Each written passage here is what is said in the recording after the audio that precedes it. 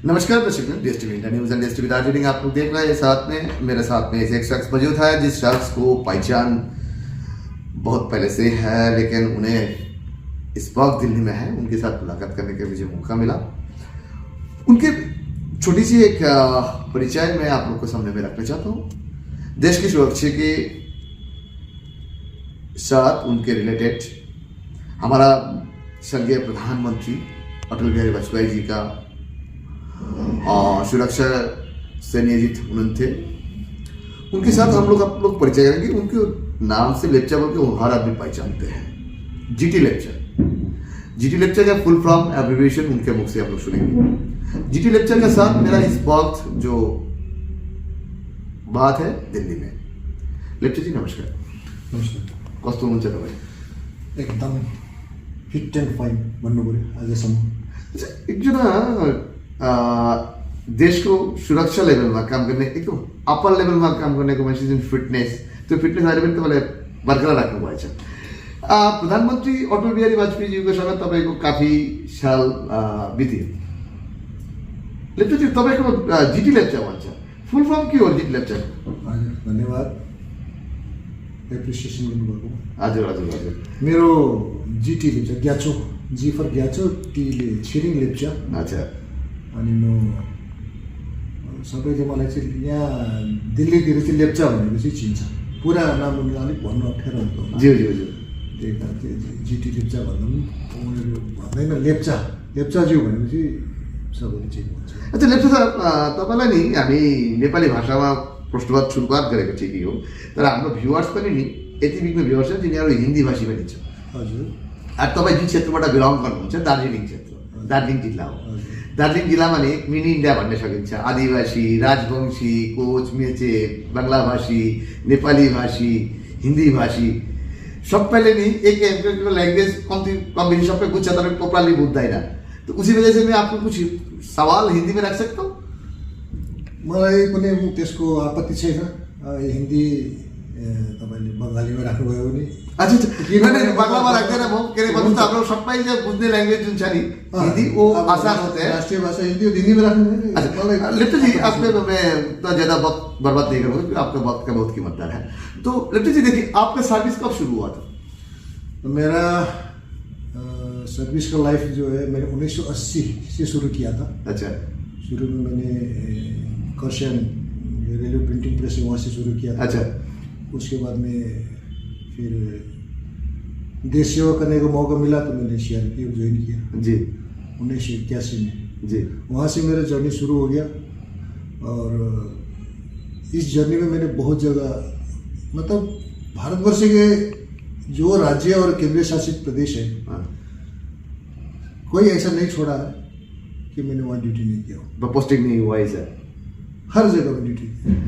अच्छा, सुनने में आ रहा था कि आपके साथ अटल जी का एक अच्छा तालमेल था एक प्राइम मिनिस्टर के साथ, पहाड़ की दार्जिलिंग के बंदा का साथ। वजह क्या थी? जी इसका वजह तो ऐसा है कि जो हम फोर्सेस में जो नौकरी किया है जी, उसमें से ऑल इंडिया बेसिस पर एक सिलेक्शन होता है जो कि वीवीआईपी सिक्योरिटी के लिए। जी। उस सिक्योरिटी में मैं 1994 में उसको एक इंटरव्यू होता है, इंटरव्यू फेस किया, कंप्लीट किया, उससे सिलेक्ट हो गया। तो 1994 को शुरू से ही मैंने ये प्रधानमंत्री सुरक्षा दस्ता ज्वाइन किया। उसके बाद में कुछ एक महीना ट्रेनिंग होती, ट्रेनिंग के बाद में फिर सुरक्षा दस्ते में शामिल कर लिया गया जी। तो तब से ही मेरा अटल जी के साथ में पहचान है। और उससे पहले थोड़ा सा मैं बोलना चाहता हूँ कि हमारा PV नरसिम्हा राव जी जो प्राइम मिनिस्टर था, तत्कालीन प्रधानमंत्री थे जी, तो उनके साथ भी मेरा ड्यूटी का कुछ समय वहाँ पर मैंने दिया है। अच्छा देखिए, आप बचपन से आपके साथ कितना साल सिक्योरिटी में था? मेरा टोटल सिक्योरिटी का ड्यूटी 18 साल में से 16 साल वाजपेयी जी का साथ, जब से प्रधानमंत्री रहे। उसके बाद प्रधानमंत्री के बाद में तो पूर्व प्रधानमंत्री भी रहे, तो फिर शायद मेरा कुछ मेरे में कुछ देखा होगा उन्होंने, मेरे ऊपर विश्वास किया है जी। तो उन्होंने फिर मुझे गोरखा तो ऐसे भी बहुत विश्वासी होते हैं, बहुत ट्रस्टफुल होते हैं, तो कतई गोरखा का जो नाम जो है उस नाम को आगे कतर बनाने के लिए वाजपेयी साहब ने तो आपको प्रेफरेंस नहीं दिया था, ऐसे नहीं लगते? ये तो अब उनके विचार में मैं खरा उतरा होगा, उनका जो सोचाई में वो अकेला नहीं होता, एनालाइज करने वाले तो बहुत सारे होते हैं जी। तो उन्होंने एनालाइज किया होगा सभी ने, तो उसमें शायद मैं खरा उतरा होगा, इसीलिए मुझे कंटिन्यू मुझे करना अच्छा होगा। देखिए ना, ऐसे कुछ है आपके बारे में हम पूछेंगे। वाजपेयी साहब के साथ तो अपने काफी सब, उनका फैमिली के साथ आपके एक अच्छा संबंध है, उनका बेटी जो है भट्टाचार्य साहब है, उनके मतलब दामाद जी है, उनके साथ आज भी आपका संबंध है, सब बोलते हैं? बिल्कुल बिल्कुल बिल्कुल फैमिली रिलेशन से। बिल्कुल बिल्कुल। तो उस आधार से तो अपना भारतीय जनता पार्टी के हर लीडर को आप अच्छे से पहचानते होंगे। जी आपने सही बोला कि क्योंकि इतना मैं 16 साल जब उनके साथ रहा हूँ जी। तो शायद ऐसा कोई नहीं होगा कि जो मैं उनको नहीं जानता होगा भारतीय जनता पार्टी में और वो मुझे नहीं जानता होगा। अच्छा। आज सभी मेरे साथ में अच्छा परिचय है। अच्छा हम ये क्वेश्चन पूछने का सवाल इसे मतलब ये था, जैसे देखिए आज का दिन में दार्जिलिंग क्षेत्र में कुछ ऐसा र्यूमर भी, हकीकत क्या पता नहीं, कुछ बातचीत हो रहा है डिजिटल प्लेटफॉर्म में, संचार माध्यम में जी जी। जो आपकी दार्जिलिंग के ताल्लुकात, मतलब इस जगह पे जो आपने एक सुरक्षा बलाई में था उस जगह से आपका नाम आ रहा है लोकसभा चुनाव की उम्मीदवार के रूप से, कौन पार्टी से, क्या से, एक कितना हकीकत है और क्या सच्चाई है इसमें? देखिए सच्चाई तो ये है कि शायद आपने जो बोल रहे हैं वो सही है, क्योंकि जो दार्जिलिंग जिला है जी, वो नीचे चोपड़ा से लेकर के ऊपर हिमालय पर्वत जो फैला है, वहाँ से अभी तक ऐसे कोई महानुभाव नहीं आए जो कि वहाँ का उत्थान हो सके।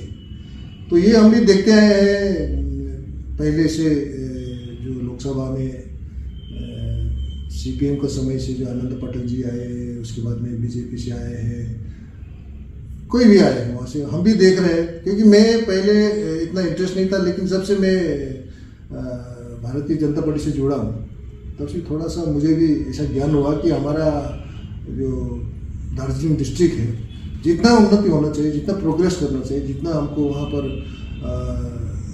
जवान यूथ को जो चांसेस मिलना चाहिए हर क्षेत्र में, वो शायद मैं, क्योंकि मैंने देश का राजनीति देखा हूँ, बहुत नज़दीक से देखा हूँ अटल जी के साथ में रह करके, तो मैं हर क्षेत्र में, हर प्रांत में घूम के देखा हूँ कहाँ क्या था और क्या प्रोग्रेस हुआ। वो प्रोग्रेस मैं दार्जिलिंग में नहीं देखा। इसके लिए मुझे एक बार 2009 में भी पूछा गया था कि आपका राजनीति में क्या इंटरेस्ट है, तो मैंने उसको जवाब दिया था शायद मैं राजनीति के लिए अभी थोड़ा सा मैच्योर हूँ। फिर 19 के लिए भी थोड़ा, 19 में भी मेरे को पूछा गया था, तो मैंने बोला अभी मैं मेंटली प्रिपेयर नहीं हूँ। लेकिन अभी देखते देखते मुझे दुख होता है कि कितना आए कितना गए, लेकिन हमारा दार्जिलिंग का जो अवस्था है वैसे ही है। यूथ लोग भाग रहे हैं वहाँ से बाहर, बेचारा किसी के पास आर्थिक अवस्था सही नहीं होगा वो भी भाग रहे हैं। और क्योंकि ये जो एक परिवेश दार्जिलिंग में बनी हुई है कि हमारा लोगों को यहाँ पर मौका मिलना चाहिए, वो नहीं मिल रहा है, तो इसके लिए मैं बड़ा दुखी हूँ और असंतुष्ट भी हूँ। तो उसमें शायद मैं कुछ कर पाऊँगा अगर मुझे जनता का विश्वास और मुझे भरोसा मिला, तो मैं सोचता हूँ अपने आप को कि मैं शायद अपना क्षेत्र में मैं कुछ कर पाऊँगा। तो एक यही अच्छा प्लेटफॉर्म है, काफ़ी कुछ करने के लिए इसमें स्कोप है, इसीलिए मेरा इंटरेस्ट बढ़ गया और वहाँ के लोग भी मेरा पास आ करके मुझे उत्साहित करने लगे थे, शायद यही कारण है। और आपने पूछा कि किस पार्टी से लड़ेंगे, अगर मुझे जब से मैं सर्विस किया हूँ, जब से मैंने नौकरी किया हूँ, अटल जी के साथ होने की वजह से मेरा नाम के पीछे बीजेपी का स्टैंप लगी हुई है, तो एक वही है, अगर लड़ूंगा तो मैं बीजेपी से लड़ूंगा। अच्छा आप बीजेपी में ऑफिशियली मेंबरशिप लिया? हाँ मैंने नेट से तो लिया हूँ। नेट से लिया, लेकिन मैनुअली नहीं लिया? अभी वो लाइव लाइट में आने के लिए मीडिया की तरफ से नहीं लिया हूँ। अच्छा। अगर आप लोग चाहते हैं तो हम वो भी कर लेंगे। हमारा चाहना नहीं, वो तो आपकी चाहना है। लेकिन बात इस जगह पे आ रहा है, जो देखिए आप दिल्ली में हो इस वक्त, आप कोशिश कर रहे हैं बीजेपी से आपको टिकट मिले, उसके लिए आप क्या कर रहे हैं? अभी देखिए, टिकट मिले ये सब सेंट्रल कमांड का अपना फैसला है जी। लेकिन जो वहाँ जनता का आवाज़ लेकर के जो आए हैं कि अभी जितना भी अभी तक का उम्मीदवार है, अभी तक का संसद का सदस्य वगैरह जो थे, सब आउट ऑफ डिस्ट्रिक्ट थे। तो वो लोग ही मुझे शायद इस क्षेत्र में आगे लाने के लिए प्रोत्साहित करने के बावजूद भी शायद कोशिश कर ही रहे हैं। मैं अपना अकेला कोशिश करने से तो नहीं होगा, क्योंकि ये एक संसद और ये एक पॉलिटिकल फिगर है, तो ये पब्लिक फिगर है, पब्लिक सेवा में आना चाहिए आदमी। तो शायद वही एक मेरा जो टिकट का बात कर रहे हैं वो दिलवा सकते हैं। और उसके लिए दूसरी बात है, मेरा अपनी तरफ से कोशिश जारी है, क्योंकि आप मैंने पहले बताया कि यहाँ पर नहीं जानने वाला कोई नहीं है मुझे। अच्छा, आज के दिन कहीं भी जाता हूँ मेरा चर्चा चलती है इस बारे में। बात इस जगह पे आ रहा है लेफ्ट साइड। देखिए अभी जो एग्जिस्टिंग एमपी है राजू जी है, राजू जी का अभी वो फिलहाल तो एमपी है, जब तक चुनाव ऐलान ना हो, कोड ऑफ कंडक्ट लागू ना हो, तब तक उनके एमपी है।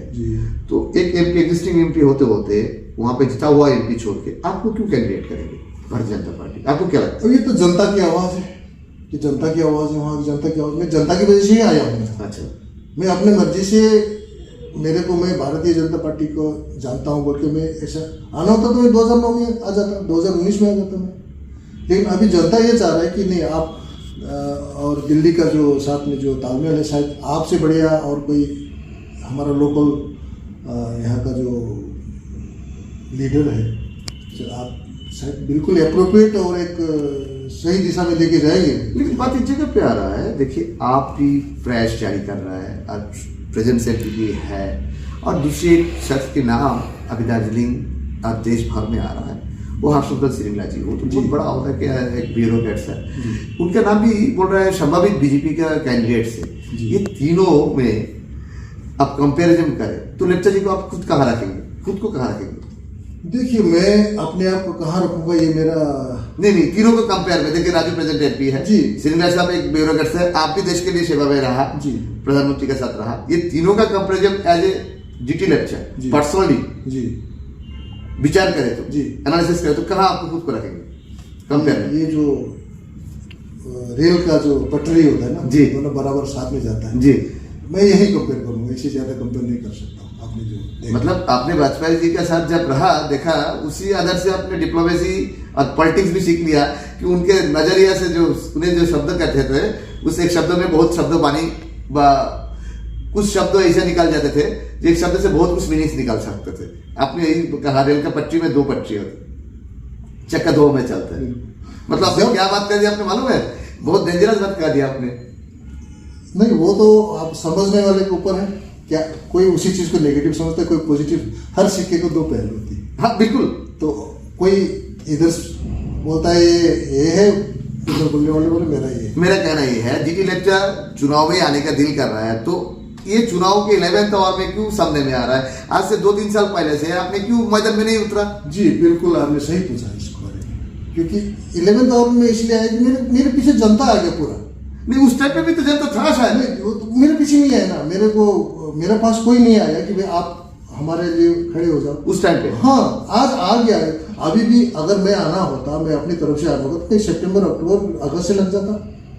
अभी इन्हीं मौके पर क्यों आया? अब उन्होंने देखा कि भाई कौन कौन आने वाला है इस मैदान में, तो बोले एक हमारे पास एक अप्रोप्रिएट आदमी बैठा हुआ है, छुपा रुस्तम बैठा हुआ है, तो इनको हम कुछ करना पड़ेगा। तो मेरे आ गया मेरे संपर्क में, तो उन्होंने ही मुझे, इसीलिए आप जो 11th आवर, इसीलिए मैं 11th आवर में आया। देखिए, दार्जिलिंग ऐसे एक क्षेत्र है, उस क्षेत्र में एमपी चुनाव लड़ना और एमपी होना, मतलब जितना गर्व की बात है उतना रिस्क भी है। क्यों बोले तो जो दार्जिलिंग का डिमांड है, उस डिमांड से दार्जिलिंग का जनता का डिमांड है, क्योंकि दार्जिलिंग ऐसे एक सीट है, नीचे वाला आदमी को प्लेन्स वाला को गोरखालैंड नहीं चाहिए, ऊपर वाला को गोरखालैंड चाहिए, बस सेपरेट कोई व्यवस्था चाहिए। कोई भी पॉलिटिकल पार्टी रणनीति बनाते हैं, दो बनाते हैं, नीचे के लिए एक, ऊपर के लिए। लेकिन आपको लगता है जीटी लेप्चा इस जगह में सफल रहेंगे अपना पॉलिसी में?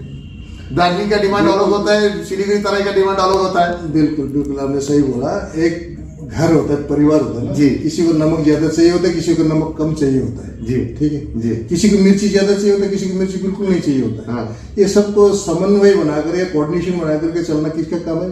घर के जो माँ है, बाप है या किसी की माँ है, तो यही भूमिका मुझे निभानी है। अगर जनता ने मुझे भरोसा किया है तो ये दोनों को समन्वय बना करके चल के मेरे मेन मकसद है कि दार्जिलिंग को उत्थान करना है। दार्जिलिंग जो जिला है, जो भी क्षेत्र उस समय समावेश है, उसको उत्थान करने। मतलब आप बोल रहे नहीं गोरखालैंड, बोल रहे नहीं उधर का डिमांड, मतलब गोरखा का साथ गोरखा का जो डिमांड है, सेपरेशन जो डिमांड है, उस डिमांड से आप कितना सहमत है? देखो, ऊपर वाले गोरखालैंड, नीचे वाले अपना अलग से डिमांड है। ये मैंने बताया ना आपको, ये प्रायोरिटी सभी का प्रायोरिटी है और इन प्रायोरिटी को लेके चलना तो उस मेरा कर्तव्य है। मतलब आप खुल के कुछ नहीं बताएंगे? नहीं, अभी खुल के मैं बताऊंगा, समय आने पर मैं समय पर बताऊंगा। समय पर बताएंगे? बिल्कुल खुल के बताऊंगा। अच्छा, तो आपको लगता है जो इस बार भारतीय जनता पार्टी आपको टिकट क्यों देगी? देखिए, ये पूरा सेंट्रल कमेटी पर निर्भर करता है। जब जनता का डिमांड होगा तो टिकट तो मिलेगा। अभी मैं यहाँ पर हूँ तो मैं तो ये बोल नहीं सकता हूँ कि मेरे को ही टिकट दो। जनता का भी तो डिमांड होती है कुछ।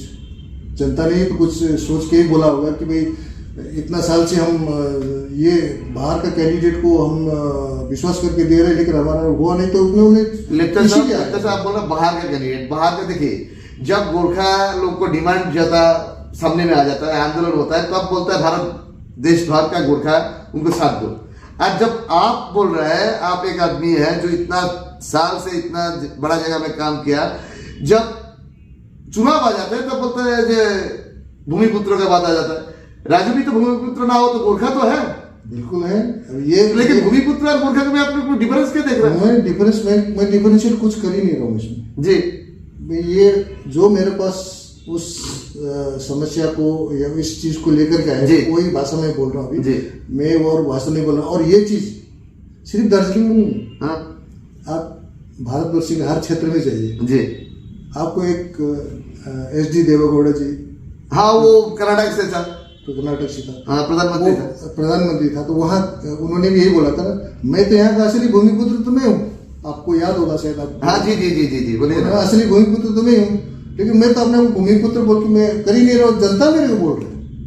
अच्छा, मतलब जनता के कहने से आपने आगे बढ़ूंगा और जनता का। अच्छा सुनिए, आपका टिकट मिल गया, एक बात सुन लीजिए जी, ध्यान से सुन लीजिए।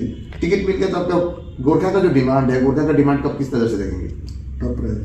Top priority. आपको लगता है मुमकिन है वो ये चीज मुमकिन और नामुमकिन? एक देखिए, एक जो संसद सदस्य जो है वो एक आपका मीडिएटर है। उसमें आपका मेरे को, मैं अकेले लेकर के नहीं आऊँ, आएंगे बुद्धिजीवी आएंगे सर। लेकिन राजू जी ने देखिए, एक मिनट आपको बता रहा हूँ, राजू जी आज का दिन में दार्जिलिंग के इतिहास में जितना सांसद हुआ उससे ज्यादा पार्लियामेंट में आवाज उठाने वाला सांसद बहुत कम देखा भी नहीं जी। कल तक भी वो आवाज उठाया गया पार्लियामेंट में जी। तो उस जगह पर बोलेंगे कि बुद्धिजीवी यार मैं उसको सिर्फ एक बात मैं बताना चाहता हूँ। पार्लियामेंट में बहुत सारे ऐसे भी सांसद हैं, लिख के लाएंगे, पढ़ के छोड़ देंगे, उसको पीछा कौन करेंगे? पीछा करने के लिए कौन चाहिए? कोई बुद्धिजीवी चाहिए। मैं तो एक जरिया हूँ, लेकिन जो समस्या उस समय से जिन्होंने इतना बड़े बड़े पोथी बना के रखे हैं, वो भी तो साथ में आएंगे ना, उसको परस्यू करना पड़ेगा, तब जाकर के ये समस्या का समाधान भी ऐसे नहीं होता है। समस्या का समाधान अगर होगा तो जो संवैधानिक तौर पर जो वो संविधान जो कहते हैं उसके मुताबिक ही होगा ना। तो वो कुछ ना कुछ समस्या का हल है। मैंने पहले के इंटरव्यू में मैंने बताया कि कोई ऐसा चीज नहीं की जो कि समस्या का समाधान ना हो। हर समस्या का बातचीत में बिल्कुल वो करना। अच्छा ठीक है, मैं आपको ना थोड़ा से अपना हिस्ट्री में जा रहा हूँ जी।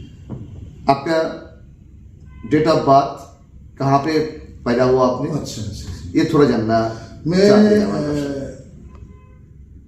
1962 के हाँ जी सितंबर 21 तारीख को शुक्रवार का दिन जी। दार्जिलिंग डिस्ट्रिक्ट के करशम महकुमा के हाँ। तकदा ब्लॉक के तकलिंग बस्ती में मेरा जन्म हुआ था। और मेरा जो शिक्षा स्कूल सारे सरकारी स्कूल में वहीं पर हुआ। तकलीम में जूनियर बेसिक स्कूल था, फिर स्टडीज हाई स्कूल जो हाई स्कूल वहाँ से किया। उसके बाद में फिर बाहर निकल करके मैंने उसके बाद का जो पढ़ाई है बाहर की। वो तकरीबन तब मैं सर्विस में लग चुका था। 18 साल 6-7 दिन का मैं होता तो मैं सर्विस में ज्वाइन कर लिया। हाँ, तो थोड़ा आर्थिक स्थिति इतना हमको अलाउ नहीं करा था कि आगे हायर एजुकेशन। फिर उसके बाद में फिर मैंने इधर से आकर प्राइवेटली फिर आगे का जारी रखा। लेकिन मेरा basic West Bengal board of secondary education Darjeeling district का वहीं से मैंने खत्म किया। सर हमारा जो आज की अंतर्बर्ता है वो हम खत्म करने लगेंगे, क्योंकि देखिए आपको दार्जिलिंग से लगाव है, दार्जिलिंग से पैदा है आप, दार्जिलिंग से सब कुछ है। रिटायरमेंट के बाद हर बड़ा औहदा पहुंचने वाला आदमी दिल्ली में सेटल होने की कोशिश करता है, बड़ा सिटी में कोशिश करता है। लेकिन दार्जिलिंग का जितना भी बड़ा औहदा वाला आदमी है वो लोग दार्जिलिंग के साथ ताल्लुकात रखते हैं। जैसे श्रींगला साहब है, राजू जी दार्जिलिंग से ना होकर भी दार्जिलिंग के साथ उनके इतना जुड़ाव है। आपका भी जैसे बोल रहा है, आप भी तो दिल्ली में सेटल है क्या? ये मेरा कर्म क्षेत्र था। दिल्ली नहीं, मेरा तो संपूर्ण भारत ही कर्म क्षेत्र था। लेकिन आपने जो पूछा दिल्ली के लिए, तो देखिए मैं दार्जिलिंग में मेरा जो पैतृक मकान है वहीं पर मैंने भी एक आशियाना बना रखा। दिल्ली में मैंने एक छोटा सा मकान बना रखा है। मकान नहीं बोले उसको, फ्लैट। अच्छा, मतलब आपने दिल्ली को छोड़ा नहीं? दिल्ली वो भी अभी लिया हूँ मैंने। अच्छा। और वो आपको यहाँ ट्रीटमेंट लिए आना पड़ता है दिल्ली में। अच्छा, उम्र ऐसा हो गया कि क्योंकि मैं दिल्ली में रह करके थे, अभी सारे दिल्ली के हॉस्पिटल में। दार्जिलिंग जिलावासी को क्या मैसेज देना चाहते हैं आप, क्या अपील करना चाहते हैं? देखो, दार्जिलिंग जिला वाले को ये है कि जो भी आप इस समय राजनीतिक तौर पर देखा जाए तो वोटों की माहौल है, वो सभी आजकल किसी को बताने की जरूरत नहीं, सोशल मीडिया सब बता रहे हैं, उनको वो जानते हैं। दूसरी बात है, आपको लगनशीलता में रखिए। लगन आपका छोटा नहीं है। गोल आपको युवा पीढ़ी में आपको गोल सेटअप करना पड़ेगा उनको। अच्छा, अगर फुटबॉल खेलते हैं आप जी, तो आपको गोल पोस्ट नहीं होगा, गोल में गोल नहीं करोगे तो मारते रहो ना, कुंडो मारते रहो उसको, फुटबॉल को। तो कुछ नतीजा नहीं निकलेगा ना। आपको जब तक आपको पता है कि इस अपोजिशन को मानो पोस्ट पे डालना, बिल्कुल वो आपको फोकस करना है। इसके लिए मैं बहुत वहाँ पर मैंने बताया भी हो कि अगर किसी को ऐसा हेल्प चाहिए, खास करके ये पैरामिलिट्री फोर्सेस पे जाने क्या क्या करना है, क्या क्या पढ़ना है, मैं तो खुले मैं बोला आ जाइए मेरे पास, मैं पूरा गाइड करने के लिए तैयार हूँ। आता है, मैं बताया। और आप यकीन करते, मेरा कर्म क्षेत्र था वेस्ट मेदिनीपुर में 6 साल रहा हूँ। अच्छा, जहाँ लालगढ़ जो माओइस्ट का पॉलिटिकल हेडक्वार्टर है। अच्छा, वहाँ पर मैंने इतना, मैं अपने आप को मैं अपने मुंह में या मिट्टू बोलता है वो वाली बात नहीं है। मैंने ऐसा 6 साल में वहाँ का बेरोजगार युवतियाँ थी, उनको मैंने अपनी तरफ से क्रैश कोर्स चलाया। लेकिन ये सर्विस के दौरान था, इसलिए मैं इसको जिक्र नहीं करना चाहता। आपने पूछा इसलिए मैं कर रहा हूँ कि वहाँ पर जो मैंने किया, कभी ड्राइवर स्किल कोर्स कराया, वहाँ का पुलिस महकमा के साथ मिलकर के उसको किसी कारपेंट का सिखाया, कभी का मेसन का सिखाया। तो मेरा रहते 6 साल के अंदर मैंने 129 बच्चे को, कोई जूनियर कांस्टेबल में गया, कोई होमगार्ड में गया, कोई CIC में गया, दिल्ली में पोस्टेड है अभी। अच्छा, लेकिन मैं अभी तक नहीं मिला। अच्छा, मैंने भेजा, वो दिल्ली में पोस्टेड है। ठीक है, वो मैं अभी तक नहीं मिला। उसके बाद मैं पोस्ट ऑफिस में गया, कोई नेवी में गया। अच्छा, तो मैंने इतना, और भी है वहाँ ड्राइवर्स तो वहाँ बहुत बन के खड़े हैं। तो ये मैं बोलना नहीं चाहता था ऑन कैमरा, लेकिन आपने पूछ लिया कि आपको कर्म क्षेत्र में, तो इसी तरीके का काम आप दार्जिलिंग के लिए भी करेंगे? इससे ज्यादा। ये तो मेरे सिर्फ 6 साल के कुछ समय की बात थी। 6 साल में पोस्टिंग रहा, तो मैंने 6 साल तो नहीं किया पूरा। पोस्टिंग रहा तो मैंने शायद 1-1.5 साल में मैंने ये सब किया हो। तो धन्यवाद आपको, क्योंकि लेप्चा जी आपका कीमतदार वक्त निकाल के हमारा साथ जुड़ने के लिए। और हम लोग चाहेंगे आप जो उम्मीद लेकर आगे बढ़ रहा है तो आपकी उम्मीदें पूरा हो, क्योंकि इसे एक उम्मीद है, इस उम्मीद में बहुत सारे बंदा पीछे पड़ा हुआ है जो उम्मीद उनकी सक्सेस हो। आप जैसे और भी कुछ पर्सनालिटीज है जिन लोग उस ओहदा में पहुंचना चाहते हैं। तो धन्यवाद आपको, और आपको शुक्रिया अदा करना चाहता हूँ हमारे चैनल के जुड़ने के लिए। विदा लेना चाहता हूँ आज के लिए। धन्यवाद बहुत।